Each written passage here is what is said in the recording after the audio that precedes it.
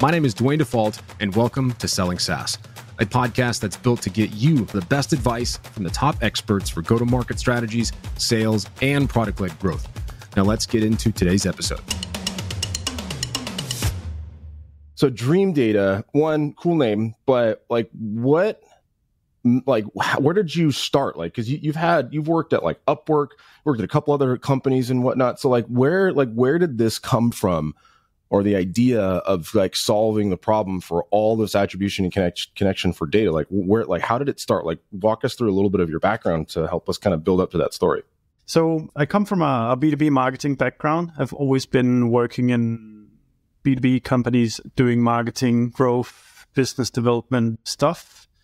It's always been in companies that has been highly digital or completely digital. So I'm very biased towards that you should be able to understand and track stuff and look at data and make decisions out of that.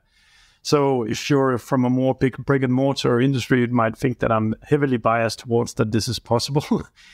Anyway, so I've always been doing B2B marketing. The last 8 years, something like that, I've been leading marketing teams. And the last, 3 years, I've been co-founder of Dreamdata, which, we started out just 3 people. And now we're around 40 and still hiring. So people can go to our job board and check it out. That's a lot in a short period of time because you guys have been around for almost 4 years now, right? Yeah. As we just raised our Series A now. So we made a plan and hopefully we can execute upon that plan and then go on to raise a nice Series B afterwards. Yeah, I saw the Series A, so congratulations on that one. And it's tough to get to that right now, because I was kind of recent, end of last year, right? Yeah, terrible timing for that. But luckily, we found some investors that believed in what we do and believed in us and so forth. But yeah, my last job was as a marketing leader for a B2B hardware company where we sold screen sharing devices to schools and businesses. And went through this kind of growth journey where less than 20 employees to 100 employees, 0 ad spend to $100,000 per month in ad spend. And you find out as you scale that the initial 5-10K you put in, you kind of have a good feeling about the correlation between, we turned this one off, Switzerland popped off, or UK popped off, or stuff like that. But the last 10, 20K you put in, you're like, I don't know if if this makes sense. You have that diminishing return. That's kind of crazy.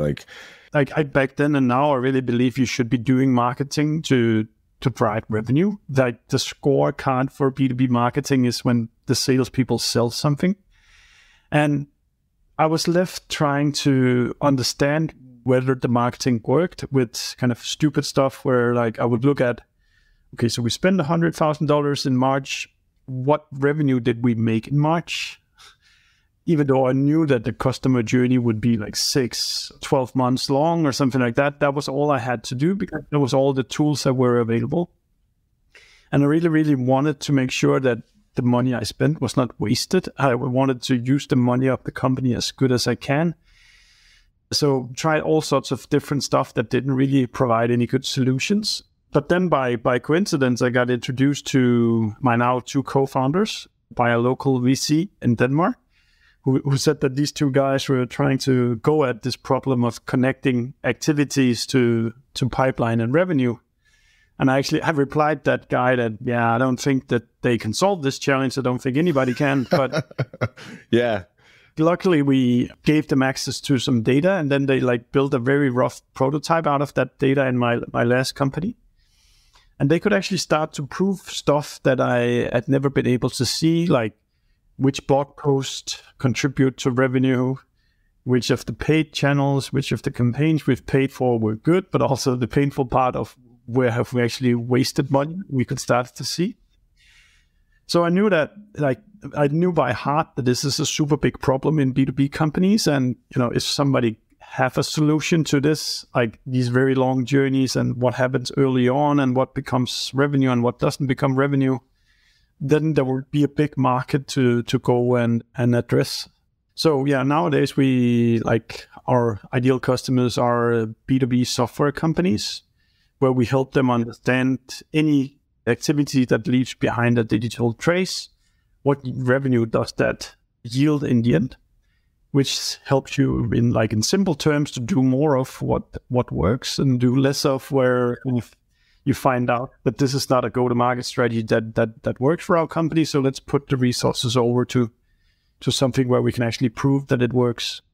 Yeah, no, that's great. Like and you mentioned kind of 6-12 month sales cycles. Now, are you finding that this type of data or this type of strategy fits better with more enterprise type sales processes, or can smaller SMB type companies use it? Like, where do you see the biggest success in terms of business segment? In general, I think B2B companies, SMB or enterprise, underestimate the length of the true customer journey. To put a little bit more meat into that, I think people normally, when they reply, how long is your customer journey, they actually reply, how long time did this account spend in the CRM system? Like, they converted to a demo call, downloaded an ebook, now they're in the CRM, now we measure until it's closed won. What we can see in the data from all our customers is that the length that people spend researching, lurking around anonymously on your website, is the same length as the identified time typically. So if your company says it's a 3-month journey, then you're probably more likely looking at a 6-month journey or even more than that. And that's just to when they become a customer, when they purchase, not including anything afterwards, right? Just when they first recognize pain and they're doing the research, and then when they're actually in the sales cycle. So, because I would agree.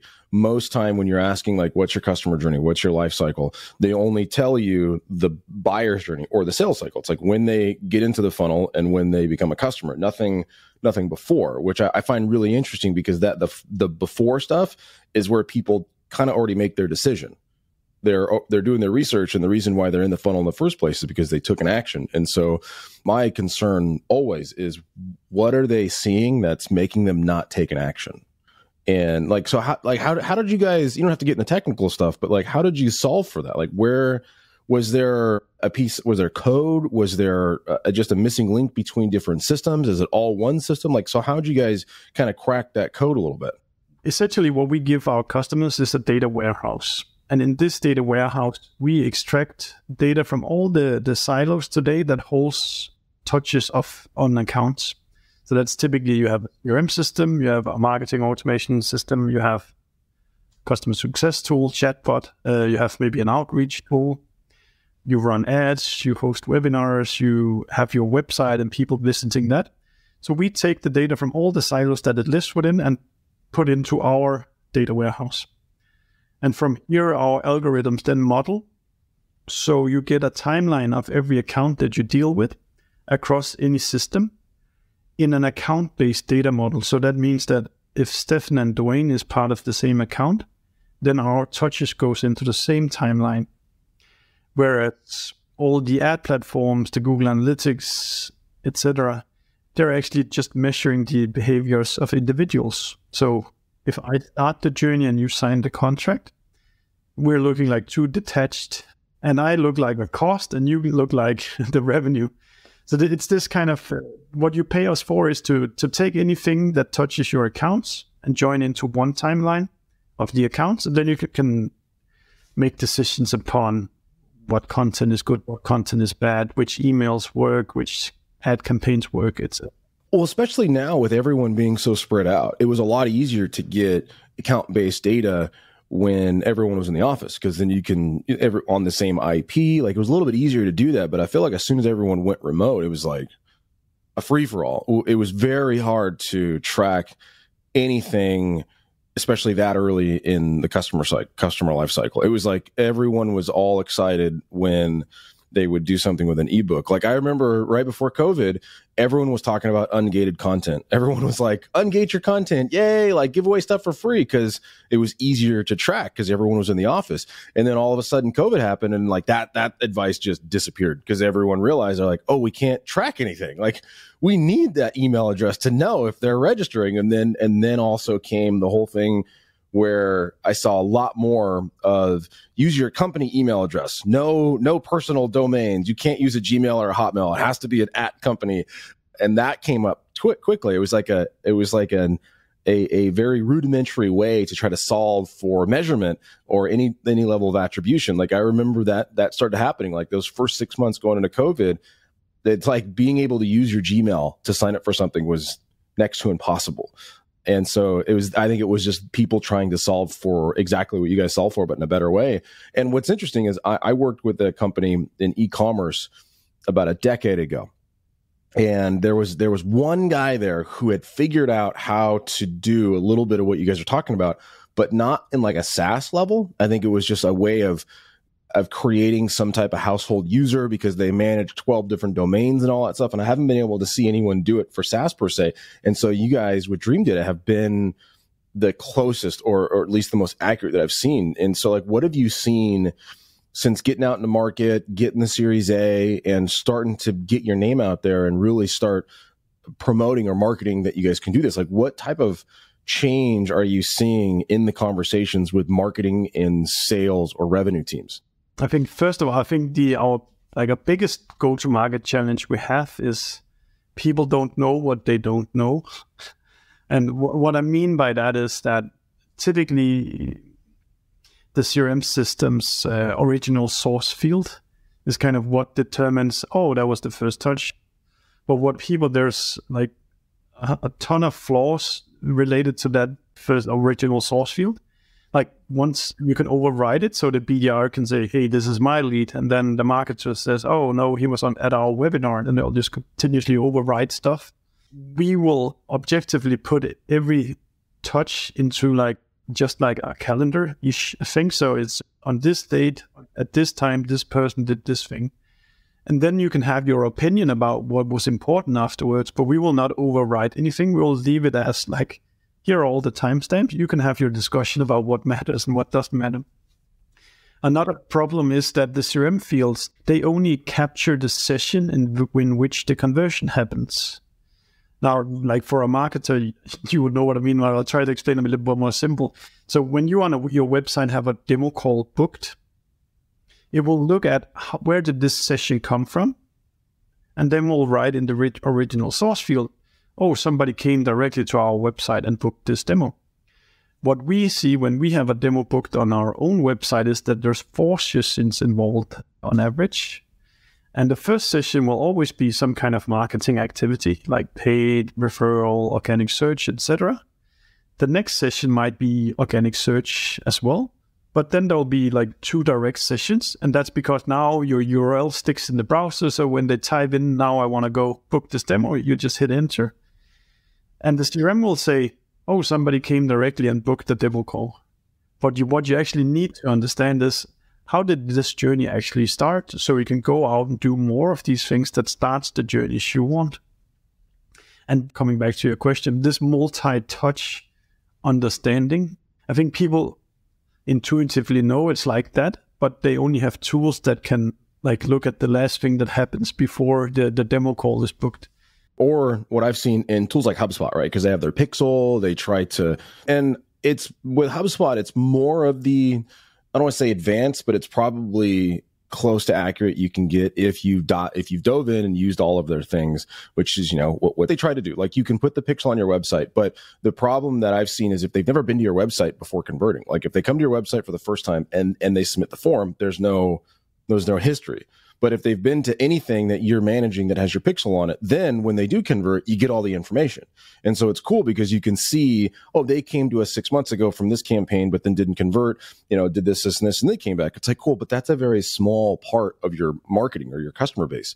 Like, what about everyone else that comes to your site for the first time? Right. And so what's interesting, I did an episode and I've done some content around utilizing organic versus paid marketing and how to look at certain metrics, and direct traffic is always one of the sources that seems to get higher and higher as time goes on. And one of the things I always try to tell clients or anyone that working on is like, cool, like all high tides raise all ships. So good, like direct traffic is going to go up if you're doing more organic, if you're doing more paid, but I've never found a really good way to measure it. Like, what is causing the direct traffic? Is it someone, searching incognito? Is it someone that comes for the first time? Is it someone that types in the URL directly? And I'm always trying to figure out what's broken in the attribution. Like, what are we missing? Is something getting scraped because a CTA that goes to a database page because it starts a trial? Is there things missing?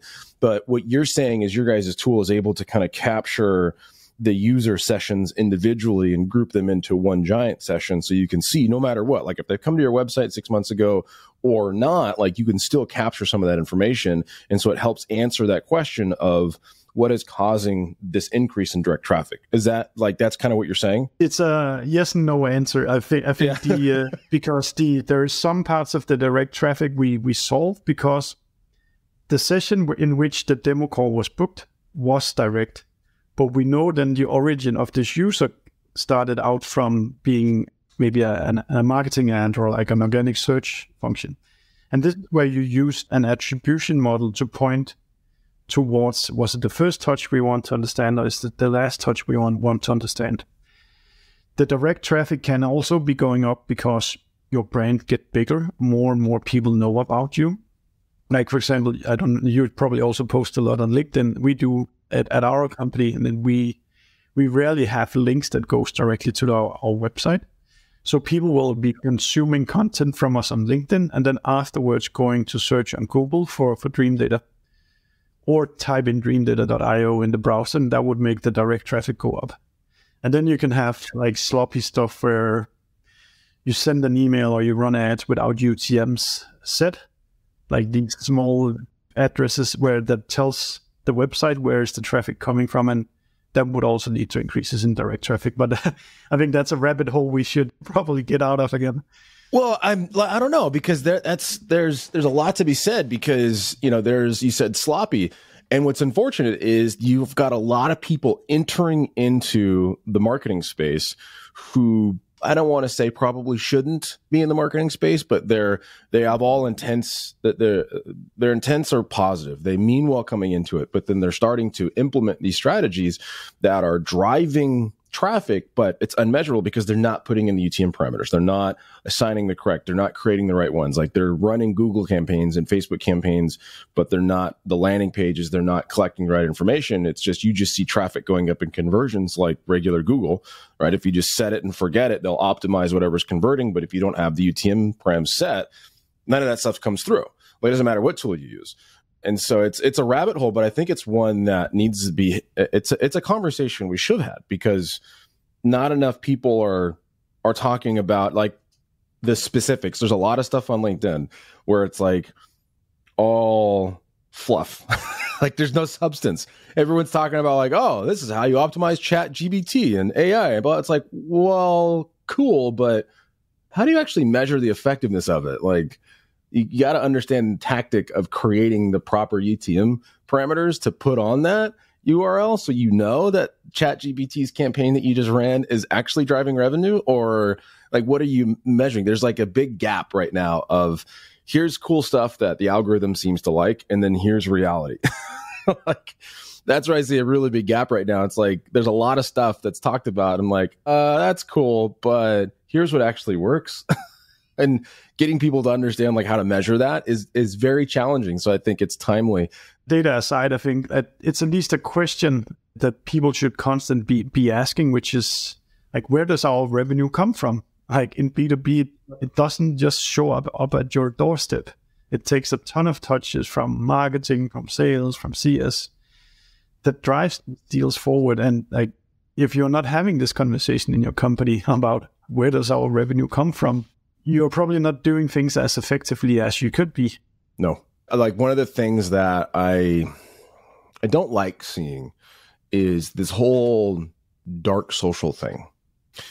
The whole theory that it's untrackable. It's, it's this back-end brand. It's the reputation you can't measure. And it's like, well, I think that was created because people lost the ability to track things. They didn't do the work to understand how things are changing and then changing along with it while capturing that data. They're like, oh, well, it's just untrackable things, and it is what it is. And we're just going to call it this thing. It's like, that's not true, because you can measure the effectiveness of brand. You can measure the effectiveness of SEO, and it's by doing the things we're talking about right now. It's just optimizing for the right things, but you've got to have the right tooling in place to do that. And so like, where do you see people argue I don't want to say argue the need for data, because I feel like everyone knows they need data, but like, where do you see the biggest friction for people adopting the ability to track absolute source? Like, is there friction for that? And if so, like, where do you see that conversation coming from? This is going to be a little bit of a rant, but marketers in companies where the sales team is absolutely great, they will never be really accountable for their marketing activities. I hint some sarcasm with that statement. Yeah. Because the sales team, they get the deal signed and then nobody complains about marketing. If revenue is completely off, then you're going to see all the questions, like implementing all these things, tracking stuff, etc., data. Like, if things are great, people tend to be less worried about, or maybe they come in two buckets. There's those that like constantly wants to improve every inch that they can improve. And then there's those that becomes blind because sales had a great quarter or a great year or something like that. And then I change anything because things are working. Well, as we just got out of this whole grow at all cost mentality, we went through the last 2.5, 3 years of so much money coming into the market. No one's stopping and measuring things. No one's figuring out like, why is growth happening? Because I've got a theory on that. I feel like if we paused at all during the last couple of years and peeled back the onion or peeled back the curtain and been like, oh, there wasn't actually any real business going on. It was just a few companies doing business with each other and then sharing about that and then driving growth, but no transactions were actually taking place. And because now when that revenue need to exist, it's not there. It's like, what? Okay. And so I think a lot of the stuff that we're experiencing right now was kind of from our own making of we were just printing fake dollars, thinking all this business was happening, and we're not looking at the data because like, oh, why look at the data? There's no problem, right? Like just you were like, I feel like there was a lot of that going on, or it was just kind of like everyone's serving, robbing Peter to pay Paul type of thing.